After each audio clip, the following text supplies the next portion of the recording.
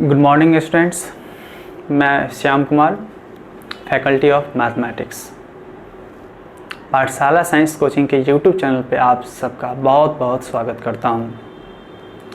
जैसा कि आप जानते हैं कि आज देश और दुनिया कोविड-19 यानी कोरोना वायरस के संक्रमण से लड़ाई लड़ रहा है, तो इन परिस्थितियों को देखते हुए आप सभी घर पे रहें और सुरक्षित रहें।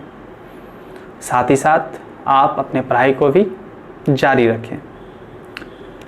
जैसा कि पाठशाला साइंस कोचिंग के चेयरमैन मिस्टर प्रभा झा के द्वारा आप सबों से ये वादा किया गया था कि आप सबों के लिए सभी सब्जेक्ट का वीडियो आप सभी के सामने रखा जाएगा, तो उसी कड़ी को जोड़ते हुए आज मैं श्याम कुमार आपके लिए लेकर आया हूँ मैथ्स की वीडियो। इस वीडियो के अंतर्गत आप लोग देखेंगे कि 12th के सिलेबस में आपको क्या क्या पढ़ना है और कौन सा टॉपिक कितने नंबर का है। हाँ, ये ज़रूर है कि ये जो आपका जो है टॉपिक है वो पूरा आज ही हो जाएगा और बारी बारी से हम लोग एक एक टॉपिक करके आगे बढ़ेंगे। तो बिना समय गवाए शुरू करते हैं, लेकिन शुरू करने से पहले आप हमारे चैनल को लाइक सब्सक्राइब कर लें ताकि आने वाले सभी वीडियो आप तक सबसे पहले पहुंचे। साथ ही साथ आप कमेंट बॉक्स में जाके हमारे चैनल के बारे में आप अपना फीडबैक ज़रूर दें। ये इसलिए ज़रूरी है ताकि हर एक स्टूडेंट्स को कहाँ पे क्या प्रॉब्लम है, नेक्स्ट वीडियो में उस प्रॉब्लम को दूर किया जाए। तो अपना फीडबैक कमेंट के माध्यम से ज़रूर करें। आइए शुरू करते हैं सिलेबस। तो मैथमेटिक्स में जो आपको सिलेबस पढ़ना है उसमें पहला जो चैप्टर है वो है आपका रिलेशन एंड फंक्शन। याद रखिएगा, रिलेशन एंड फंक्शन। दूसरा चैप्टर है आपका इनवर्स ट्रिगोनोमेट्री। तीसरा है आपका मैट्रिक्स।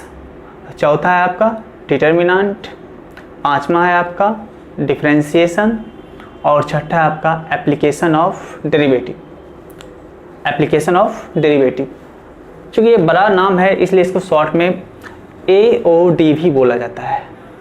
AOD अर्थात एप्लीकेशन ऑफ डेरिवेटिव। ठीक है, तो आप जरा इसे नोट कर लें, फिर हम आगे बढ़ते हैं। तो सातवां जो आपका चैप्टर है वो आपका इंडेफिनिट इंटीग्रेशन। आठवां है आपका डेफिनिट इंटीग्रेशन। फिर नौवां आपका है एरिया। 10वां डिफरेंशियल इक्वेशन। 11वां 3D ज्योमेट्री। 12वां वेक्टर। 13वां लीनियर प्रोग्रामिंग प्रॉब्लम। देखिए ये भी ज़रा नाम बड़ा है, लीनियर प्रोग्रामिंग प्रॉब्लम, और ऐसा ही एक नाम पहले आ चुका है चैप्टर 6 एप्लीकेशन ऑफ डेरिवेटिव, तो उसका भी हम लोग शॉर्ट किए थे AOD। ठीक उसी तरह हम लोग इसका भी शॉर्ट किए हैं लीनियर प्रोग्रामिंग प्रॉब्लम LPP, तो आप शॉर्ट में इसको बोल सकते हैं LPP। आगे बढ़ते हैं।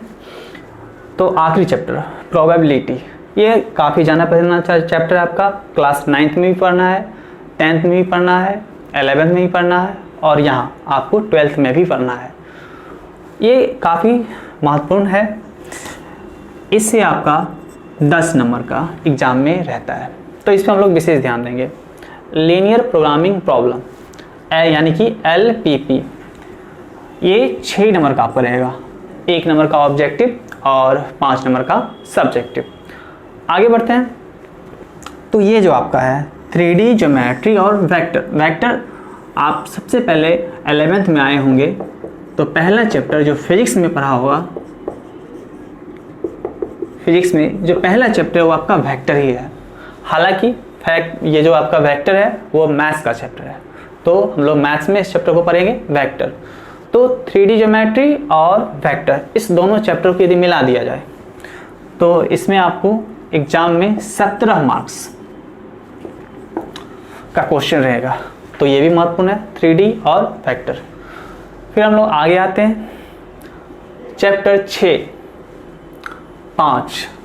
आइए, तो चैप्टर 5 में आप देखिए, आप ये कॉपी में लिखा होगा, चैप्टर 5 में आपका डिफरेंशिएशन, चैप्टर 6 में आपका एप्लीकेशन ऑफ डेरिवेटिव, 7 तो आपका यहाँ है indefinite integration, 8 definite integration, 9 area और 10 डिफरेंशियल इक्वेशन। यानी कि चैप्टर 5 से लेके चैप्टर 10 को कैलकुलस के नाम से जानते हैं।